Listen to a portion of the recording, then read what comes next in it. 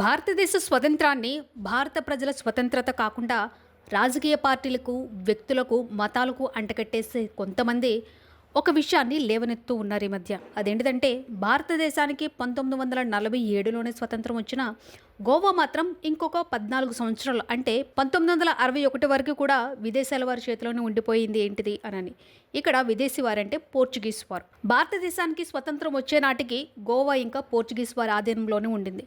నాటి ప్రధాని జవహర్లాల్ నెహ్రూ అండ్ భారత ప్రభుత్వం ఏ సమస్యలనైనా హింస ద్వారా కాకుండా శాంతియుత చర్చల ద్వారా దౌత్యపరంగా పరిష్కరించుకోవాలని గట్టిగా నమ్మేవాళ్ళు. గోవాను భారత్లో శాంతియుతంగా విలీనం చేయాలని పోర్చుగల్ ప్రభుత్వంతో భారత్ దాదాపు దశాబ్ద కాలానికి పైగా దౌత్యపరమైన చర్చలు జరిపింది. అయితే పోర్చుగల్ డిక్టేటర్ సలాజర్ మాత్రం గోవాను విడిచిపెట్టే ప్రసక్తి లేదని మొండికేశారు. పోర్చుగల్ దేశం అమెరికా నేతృత్వంలోని నాటో కూటమిలో సభ్యురాలుగా ఉండేది. ఆ కాలంలో నాటో నిబంధనల ప్రకారం ఒక సభ్య దేశంపై దాడి జరిగితే అది నాటో కూటమిలోని అన్ని దేశాలపై జరిగిన దాడి కింద లెక్క. కాబట్టి భారత్ గనుక తొందరపడి సైనిక దాడికి దిగితే పాశ్చాత్య దేశాలన్నీ, అమెరికా, బ్రిటన్ తదితర నాటో దేశాలన్నీ పోర్చుగల్ తరపున భారత్కు వ్యతిరేకంగా మారే ప్రమాదం ఉండేది. ఆ అంతర్జాతీయ ముప్పుని దృష్టిలో ఉంచుకుని భారత్ సంయమనం పాటించింది. అప్పట్లో పోర్చుగల్ను పాలిస్తున్న Antonio de Oliveira Salazar Goa కేవలం ఒక వలస ప్రాంతం కాదని, అది పోర్చుగల్లో అంతర్భాగమైన రాష్ట్రం అంటూ ఒక విచిత్రమైన వాదనను తెరపైకి తీసుకొచ్చారు. గోవాను వదులుకునేదే లేదంటూ తీవ్రంగా వ్యతిరేకించారు.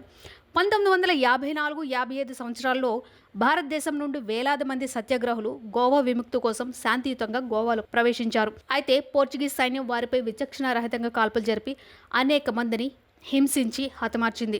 దీనితో భారత్ పోర్చుగల్ మధ్య దౌత్య సంబంధాలు పూర్తిగా తెగిపోయాయి. ఈ సమస్యను అంతర్జాతీయ వేదికలపై తీసుకెళ్లినప్పటికీ కోల్డ్ వార్ కారణంగా పాశ్చాత్య దేశాలన్నీ పోర్చుగల్కి మద్దతు నిలిచాయి. చివరకు శాంతియుత చర్చలతో గోవా విముక్తి సాధ్యం కాదని, పోర్చుగీసు వారు బల ప్రయోగంతోనే వెనక్కి తగ్గుతారని స్పష్టమయ్యాక 1961 డిసెంబర్లో భారత్ ప్రభుత్వం ఆపరేషన్ విజయ్ పేరిట సైనిక చర్య చేపట్టి గోవాను విముక్తం చేసింది. భారత త్రివిధ దళాలు కేవలం 36 గంటల్లోనే అంటే డిసెంబర్ 18 నుండి 19వ తేదీ మధ్యలో పోర్చుగీసు సైన్యాన్ని ఓడించి గోవా, డయ్యూడామన్ ప్రాంతాలను విముక్తి చేశాయి. గోవా విముక్తితో భారతదేశం వలసవాద పాలన పూర్తిగా అంతమైంది. దేశమంతా ఈ విజయాన్ని ఘనంగా స్వాగతించింది. అయితే పోర్చుగల్ నాటో కూటమిలో సభ్యదేశం కావడంతో పాశ్చాత్య దేశాలు భారత చర్యను తీవ్రంగా వ్యతిరేకించాయి. అమెరికా అండ్ యునైటెడ్ కింగ్డమ్ భారతదేశం శాంతియుత మార్గాలను విడనాడి బలవంతంగా సైనిక చర్యకు దిగిందని ఆరోపించాయి. అంతర్జాతీయ వేదికలపై భారత్ను తీవ్రంగా విమర్శించాయి. గోవాపై భారత్ దాడి చేయగానే అమెరికా, పోర్చుగల్ కలిసి ఐక్యరాజ్య సమితి భద్రతా మండలిలో భారత్కు వ్యతిరేకంగా ఒక తీర్మానాన్ని ప్రవేశపెట్టాయి. భారత్ వెంటనే తమ సైన్యాన్ని వెనక్కి తీసుకోవాలని, యథాస్థితిని కొనసాగించాలని ఆ తీర్మానం డిమాండ్ చేసింది. అమెరికా, పాశ్చాత్య దేశాలు భారత్ను ఇరుకుని పెట్టాలని చూసినప్పుడు సోవియట్ యూనియన్, రష్యా భారత్ను రక్షించడానికి ముందుకొచ్చింది. ఐక్యరాజ్య సమితి భద్రతా మండలిలో అమెరికా తెచ్చిన తీర్మానాన్ని వ్యతిరేకిస్తూ సోవియట్ యూనియన్ తన వీటో ప్రభావాన్ని ఉపయోగించి ఆ తీర్మానాన్ని వీగిపోయేలా చేసింది.